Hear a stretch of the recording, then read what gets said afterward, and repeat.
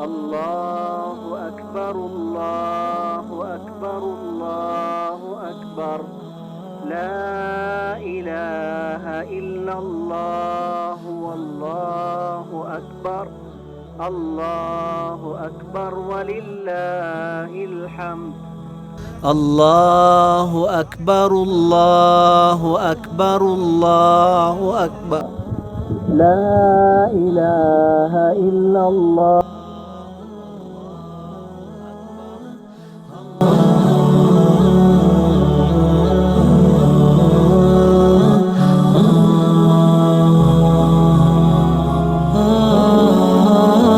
إن الحمد لله نحمده ونستعينه ونستغفره ونعوذ بالله من شرور أنفسنا ومن سيئات أعمالنا من يهده الله فلا مضل له ومن يضلل فلا هادي له وأشهد أن لا إله إلا الله وحده لا شريك له وأشهد أن محمدا عبده ورسوله اللهم صل على محمد وعلى آل محمد كما صليت على إبراهيم وعلى آل إبراهيم إنك حميد مجيد اللهم بارك على محمد وعلى آل محمد كما باركت على إبراهيم وعلى آل إبراهيم إنك حميد مجيد يا أيها الذين آمنوا اتقوا الله حق تقاته ولا تموتن إلا وأنتم مسلمون يا أيها الذين آمنوا اتقوا الله وقولوا قولا سديدا يصلح لكم أعمالكم ويغفر لكم ذنوبكم ومن يطع الله ورسوله فقد فاز فوزا عظيما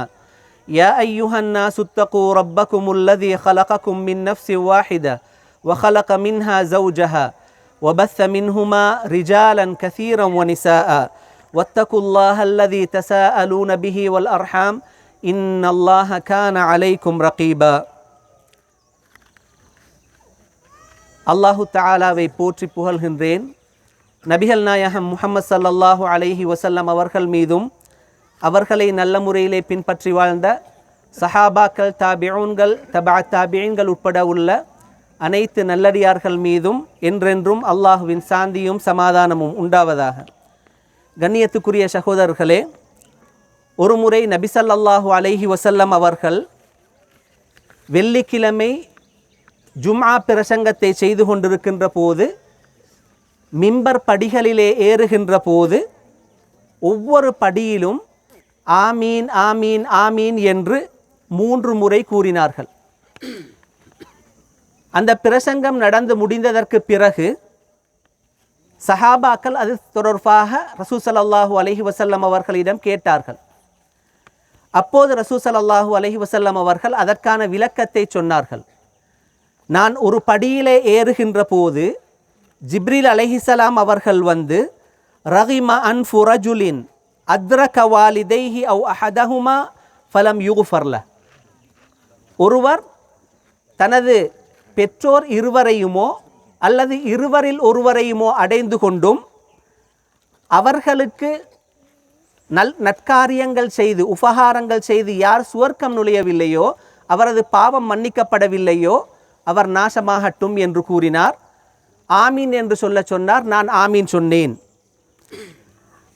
இன்னொரு படியிலே ரசூல் ஸல்லல்லாஹு அலைஹி வஸல்லம் அவர்களிடம் ஜிப்ரீல் அலைஹிஸ்ஸலாம் அவர்கள் ரகிம அன்ஃபு முர்இன் ذுகிர்த இன்தஹு ஃபலம் யுஸல்லி அலைக், ஒரு மனிதர் அவருக்கு பக்கத்திலே நபி ஸல்லல்லாஹு, அதாவது உங்களுடைய பெயர் குறிப்பிடப்பட்டும் உங்களின் மீது ஸலவாத்து சொல்லவில்லை என்றால் அவர் நாசமாகட்டும் என்று ஜிப்ரீல் அலைஹிஸ்ஸலாம் அவர்கள் கூறிவிட்டு எனக்கு ஆமீன் சொல்ல சொன்னார்கள். நான் ஆமீன் என்று கூறினேன் என்று ரசூல் ஸல்லல்லாஹு அலைஹி வஸல்லம் அவர்கள் கூறினார்கள். 3வது ஒரு படியிலும் ரசூல் ஸல்லல்லாஹு அலைஹி வஸல்லம் அவர்கள் ஏறுகின்ற போது ஆமீன் சொன்னார்கள். காரணம் சொன்னார்கள், ஜிப்ரீல் அலைஹிஸ்ஸலாம் அவர்கள் அந்த படியிலே நான் ஏறுகின்ற போது ரகிம அன்ஃபு முர்இன் அத்ரக ரமதான ஃபலம் யுக்ஃபர்ல, ஒருவர் ரமதான் மாதத்தை அடைந்து கொண்டும் அவரது பாவம் மன்னிக்கப்படவில்லை என்றால் அவர் நாசமாகட்டும் என்று ரசூல் ஸல்லல்லாஹு அலைஹி வஸல்லம் ஜிப்ரீல் அலைஹிஸ்ஸலாம் அவர்கள் கூறி எனக்கு ஆமீன் சொல்ல சொன்னார்கள். நான் ஆமீன் சொன்னேன் என்று ரசூல் ஸல்லல்லாஹு அலைஹி வஸல்லம் அவர்கள் விளக்கம் சொன்னார்கள். கண்ணியத்துக்குரியவர்களே, இந்த ஹதீஸை பார்க்கின்ற போது இந்த ஹதீஸின் மூன்றாவது கட்டம், அதாவது நபி ஸல்லல்லாஹு அலைஹி வஸல்லம் அவர்கள் ஒரு படியிலே ஏறிக்கொண்டிருக்கின்ற போது ஜிப்ரீல் அலைஹிஸ்ஸலாம் அவர்கள் சொன்னார்கள், ரமதானை அடைந்தும் ஒருவருடைய பாவம் மன்னிக்கப்படவில்லை என்றால் அவர் நாசமாகட்டும் என்று. இந்த ஹதீஸை வைத்து நாங்கள் மேலோட்டமாக பார்க்கின்ற போது ரமதான் என்பது எங்களை பாவங்களிலிருந்து கட்டாயமாக தூய்மைப்படுத்த வேண்டும். அதற்குரிய வேலைகளை நாங்கள் செய்யவில்லை என்றால் நாங்கள் துரதிஷ்டவாளிகள், நாங்கள் நஷ்டவாளிகள் என்பதை மேலோட்டமாக புரிந்து கொள்கின்றோம். ஆனால் கண்ணியத்துக்குரியவர்களே, இந்த ஹதீஸில் நுணுக்கமாக புரிந்து கொள்ள வேண்டிய ஒரு விடயம் இருக்கின்றது. அது என்னவென்றால், ஒருவர் ரமதான் மாதத்தை அடைந்தால் கட்டாயமாக அவருடைய ரமதானுக்கு முன்னைய நிலைமையும் ரமதானுக்கு பிறகுள்ள நிலைமையும் ஒன்றாக இருக்கக்கூடாது. மாற்றமாக அவரிலே நிறைய மாற்றம் வர வேண்டும். அவர் பாவியாக இருந்தால் அவருடைய பாவத்திலிருந்து அவரை தூய்மைப்படுத்தி அவர் நல்லொரு நிலைமைக்கு வர வேண்டும். அதே போன்று அவர் ரமதான் மாதத்தை அடைந்து விட்டால் அவர் அந்த ரமதான் மாதத்தின் மூலமாக அவர் முன்னேற வேண்டும், அவரது நடவடிக்கைகளிலே முன்னேற்றங்கள் ஏற்பட வேண்டும் என்பதைத்தான் இந்த ஹதீஸிலிருந்து நாங்கள் புரிந்து கொள்கின்றோம். கண்ணியத்துக்குரியவர்களே, அல்லாஹு தஆலா ரமதான் மாதத்தை அல் குர்ஆனின் மூலமாகத்தான் சிறப்பித்திருக்கின்றான். ரமதான் மாதத்தினுடைய எந்த பகுதியை எடுத்துக்கொண்டாலும் அது அல் குர்ஆனின் மூலமாகத்தான் சிறப்பாக்கப்பட்டிருக்கின்றது. ரமதான் மாதத்தை தான் எடுத்துக்கொண்டாலும் அதுவும் குர்ஆனின் மூலமாகத்தான் சிறப்பாகி இருக்கின்றது. அல்லாஹ் அல் குர்ஆனிலே கூறுகின்றான், ஷஹ்ரு ரமதானுல் நல்லதி உன்சில ஃபீஹில் குர்ஆன். ரமதான் மாதம் எத்தகையது என்றால், ஏன் அது சிறப்புக்குரியது ஆகின்றது என்றால் அதிலே அல் குர்ஆன் இறங்கியது என்று அல்லாஹ் அந்த ரமதான் மாதம் ஏன் சிறப்புக்குரியது ஆகியது என்பதை விளங்கப்படுத்துகின்றான். அதே போன்று ரமதானிலே லைலத்துல் கத்ர் என்ற அந்த இரவு மிக விசேஷமானது. அந்த இரவு விசேஷமாகியதற்குரிய காரணம், அந்த இரவு 1000 மாதங்களுக்கு சமமாகியதற்குரிய காரணமும் அந்த இரவில் தான் அல் குர்ஆன் இறக்கப்பட்டது. இன்னா அன்ஸல்நாஹு ஃபீ லைலத்தின் முபாரகா, பரக்கத்து செய்யப்பட்ட இரவிலே நாங்கள் அல் குர்ஆனை இறக்கினோம் என்று பரக்கத்து செய்யப்பட்ட இரவு என்று அல்லாஹு தஆலா நாடுவது லைலத்துல் கத்ருடைய இரவை. அதுவும் ரமதானிலே இருக்கின்றது. அந்த இரவிலே அல் குர்ஆன் இறக்கப்பட்டதனால் தான் அந்த மாதம் சிறப்புக்குரியதாகின்றது. அதே போன்று ரசூல் ஸல்லல்லாஹு அலைஹி வஸல்லம் அவர்கள் ரமதான் மாதத்தை அடைந்து விட்டால் ஜிப்ரீல் அலைஹிஸ்ஸலாம் அவர்கள் ஒவ்வொரு இரவிலும் வந்து ரசூல் ஸல்லல்லாஹு அலைஹி வஸல்லம் அவர்களுக்கு அல் குர்ஆனை கற்றுக் கொடுப்பார்கள். அந்த வருடம் இறங்கிய அனைத்தையுமே ரசூல் ஸல்லல்லாஹு அலைஹி வஸல்லம் அவர்களுக்கு ஜிப்ரீல் அலைஹிஸ்ஸலாம் அவர்கள் கற்றுக் கொடுக்கின்றார்கள் என்றால் இந்த மாதம் அல் குர்ஆனின் மூலமாக எவ்வளவு சிறப்பாக இருக்கின்றது என்பதை நாங்கள் ஒவ்வொருவரும் உணர்ந்து கொள்ள வேண்டும். ஆகவே கண்ணியத்துக்குரியவர்களே, இந்த வருடம் நாங்கள் கடத்திய இந்த ரமதான் மாதம் எங்களிலே ஏதாவது ஒன்றை மாற்ற வேண்டும் என்றிருந்தால் அது அல் குர்ஆனோடு தொடர்பட்ட ஒரு மாற்றமாக இருக்க வேண்டும் என்பதை நாங்கள் ஒவ்வொருவரும் எங்களது மனதுக்கு கூறிக்கொள்ள வேண்டும். ஏனென்றால் ரமதான் என்பது அனைத்துக்கும் எங்களுக்கு பயிற்சி தந்திருந்தாலும் குர்ஆனோடு எங்களை அடுத்த மாதங்களிலே அடுத்த காலங்களிலே இல்லாத அளவுக்கு எங்களை தொடர்புபடுத்தி இருக்கின்றது. கண்ணியத்துக்குரியவர்களே, நாங்கள் இந்த ரமதானுக்கு பிறகும் இந்த ரமதானிலே நாங்கள் அல் குர்ஆனோடு தொடர்பாகினோம்.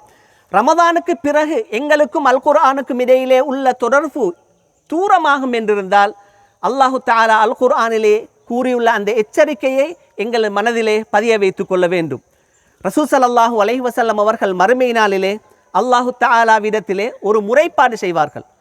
ரசூல் ஸல்லல்லாஹு அலைஹி வஸல்லம் அவர்கள் கூறுவதாக அல்லாஹ் கூறுகின்றான், வகால ரசூலு யா ரப்பி இன்ன கௌமி இத்தகது ஹாதல் குர்ஆன மஹ்ஜூரா. ரசூல் ஸல்லல்லாஹு அலைஹி வஸல்லம் அவர்கள் மறுமை நாளிலே அல்லாஹு தஆலாவிடத்திலே முறையிடுவார்கள், எனது சமூகம் இந்த அல் குர்ஆனை வெறுக்கப்பட்ட ஒன்றாக எடுத்துக்கொண்டது என்று ரசூல் ஸல்லல்லாஹு அலைஹி வஸல்லம் அவர்கள் முறையிடுவார்கள்.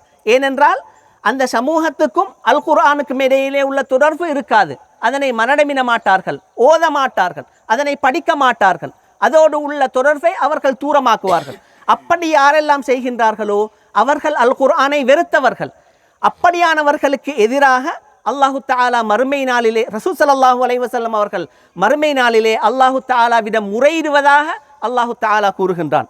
கண்ணியத்துக்குரியவர்களே, உண்மையாகவே நாங்கள் அல் குர்ஆனை வெறுக்காமல் அல் குர்ஆனோடு நோன்பிலே எப்படி எங்களுக்கு தொடர்பு இருந்ததோ அதே தொடர்பை நாங்கள் பேண வேண்டும் என்றிருந்தால் எங்களுக்கு ரமதானுக்கு பிறகு ஒவ்வொரு நாளும் அல் குர்ஆனோடு தொடர்பட்ட ஒரு விருது இருக்க வேண்டும். விருது என்றால் அல் குர்ஆனிலே நான் ஒவ்வொரு நாளும் இந்த பகுதியை கட்டாயமாக ஓதுவேன் என்று எங்களை கட்டாயப்படுத்தி கொள்ளக்கூடிய ஒரு பகுதி. அது பெரிய ஒரு பகுதியாக இருக்க வேண்டும் என்று இல்லை.